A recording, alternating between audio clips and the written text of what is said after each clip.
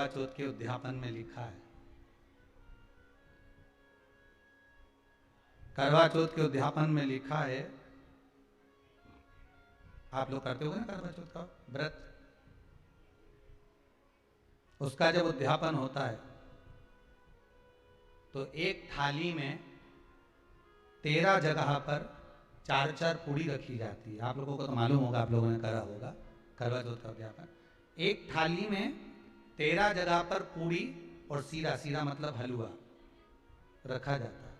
और रखने के बाद में उसके ऊपर एक पत्तल रखकर उस पर सुहाग का वस्त्र, साड़ी, 5 वस्त्र, सुहाग सामग्री सब उस पर रखी जाती है। और रखने के बाद में हाथ में कंकु, चावल, हल्दी लेकर संकल्प लेकर उस थाली पर से घुमाया जाता है। कामना करी जाती है, हे चौथ माता, हे करवा चौथ, हे चतुर्थी माँ, मेरे जीवन में मैंने आपका व्रत करा है, मेरे इस व्रत को स्वीकार करना, मेरा सौभाग्य का, मेरा मांग का सिंदूर, मेरी भाल की बिंदी, मेरा हाथ का चूड़ा, मेरी पाँव की बिछोड़ी, इसको अमर करना माँ। और जो ये वस्त्र मैं दे रही हूँ, इस वस्त्र को मैं जो प्रदान कर रही हूँ चौथ माता, इसको स्वीकार कर कर मेरी भी चुनड़ी को लाल बनाए रखना। तब उस साड़ी को, उस वस्तु को, उस सामग्री को उठाकर घर की वृद्ध सास को, जो घर में सासू होती है, उसको दिया जाता है। सास नहीं हो तो किसी सौभाग्यवती नारी को दिया जाता है। उसके बाद में आप फिर ब्राह्मणों का भोजन कराओ, बड़े प्रेम से बुलाओ और ब्राह्मण ब्राह्मणी का भोजन कराओ। अब आज के जमाने में जो करवा चौथ का उद्यापन होता है, उसमें जब समाज की माताएं उद्यापन करती है तो केवल स्त्री स्त्री को भोजन करा देती है, पुरुष को नहीं कराती। पर करवा चौथ के उद्यापन में लिखा है कि ब्राह्मण का भोजन होना चाहिए, उसके साथ सौभाग्यवती नारी आए, उसकी पत्नी। पर अपन ने तो सोचा कि चौथ माता का उद्यापन है तो केवल स्त्री स्त्री को खिला, उद्यापन का पूर्ण फल मिल जाएगा। नहीं, उसका सुख नहीं, उसका आनंद नहीं।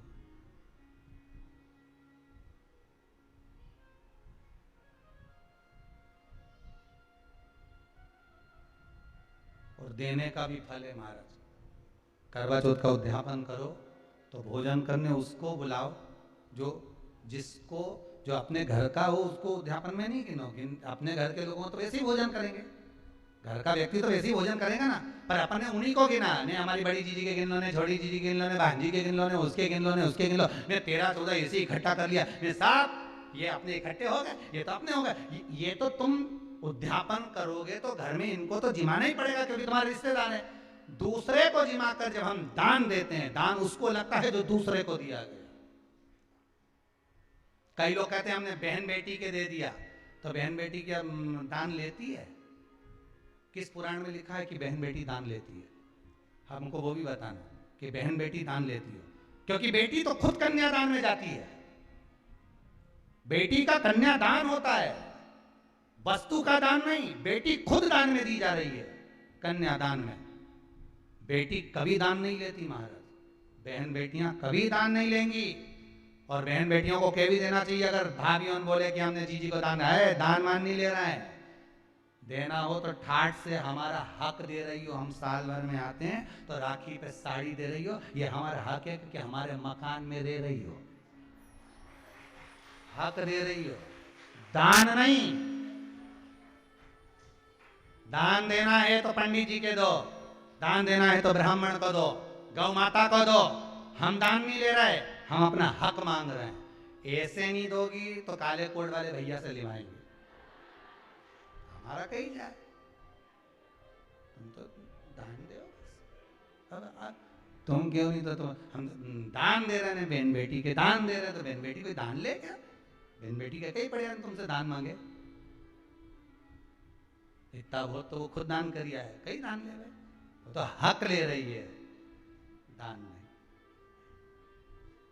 दान नहीं मांगे।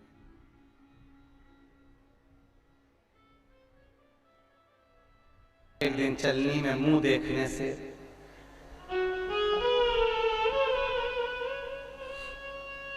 चार बार तो पति से बोल दिया, आज करवा चौथ है, मैं कुछ नहीं खाऊंगी, कुछ भी नहीं खाऊंगी। पति बोले 3 दिन पहले से तो साड़ी के लिए प्राण खा गई, अब कुछ नहीं खाए तो कब खाए? एक दिन न खाई तो। एक पति घर में कुछ काम कर रहा था, इतने में पत्नी आ गई मायके से। क्या कर रहे हो? पति बोला रुपया जोड़ रहा हूं। पत्नी खुश होके बोली मुझे मालूम था, तुमने कहा था करवा चौथ में मंगलसूत्र दिलाओगे, इसलिए जोड़ रहे हो? पति बोला नहीं री, 20 का नोट फट गया तो जोड़ लो।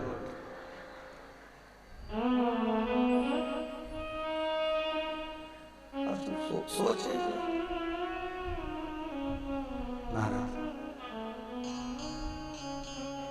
जिसके घर में पति देव वही जगन्नाथ है। और इस भजन की सबसे सुंदर लाइन आपके लिए है, बड़े प्रेम से सुनो कि जिसके घर में सुलक्षण नारी वही घर धाम है, और जिसके घर में चंद्र घंटा कहीं की ऐसी मिल गई राम, पूरे घर में नरक नजर आएगा।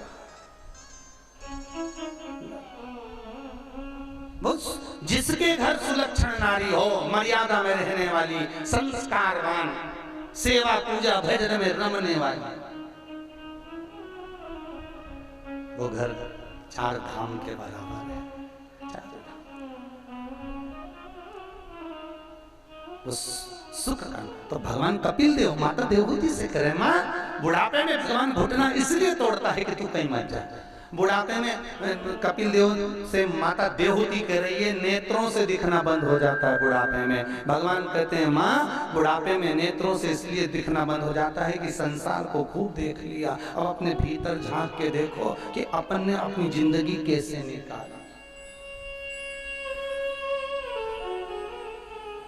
देवहूति माता कैसी है? बुढ़ापे में सुनना कम हो जाता है, सुनाई नहीं देता। कपिल देव जी कहते हैं अच्छा है सुनाई नहीं देता, बहुत सुन लिए, अब अपने दिल की सुनो, मन की। इतने में देवहूति माता बोली बुढ़ापे में हाथ, अरे बोलो तो धूजने लगते हैं। कपिल देव जी कहते हैं माँ इससे बड़ा कोई खुशी की बात नहीं होगी। भगवान बुढ़ापे में हाथ इसलिए धुजाता है कि माला पकड़ के जब बैठेगी और हाथ धुजेगा तो एक मनके की जगह 6-7 टपक जाएंगे और 6-7 का पुण्य एक साथ मिल जाएगा। बुढ़ापा बुरा नहीं है, बुढ़ापे जैसा सुख भी नहीं। बचपन खेल में खोया, जवानी नींद भर सोया, बुढ़ापा देख कर रोया, सिराने मौत हंसती है। अंतिम बिंदु बुढ़ापा है। शास्त्र कहता है बचपन में भगवान के आगे झुक लो, ना बने तो जवानी में भगवान के आगे झुक लो, जवानी तक नहीं बना तो अधेड़ी में भगवान के आगे झुक लो, अधेड़ी तक भी नहीं झुके तो बुढ़ापे में भगवान ऐसा झुकाता है कमर की हड्डी तोड़ के हाथ में डंडा पकड़ा देता है, फिर दुनिया के आगे झुक झुक के चलना पड़ता, और वो झुकाएगा तो महंगा पड़ जाएगा। इसलिए पहले ही झुक लो। झुकने में कुछ नहीं जाता, कुछ भी नहीं।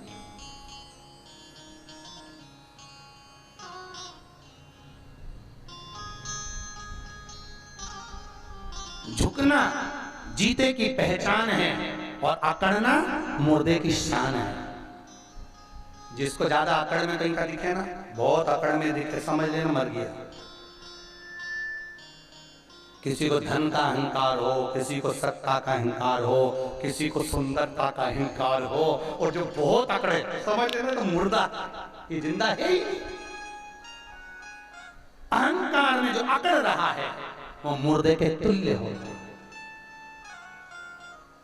वो मुर्दे कैसे? झुक लो, नम्रता, प्रेम, बस।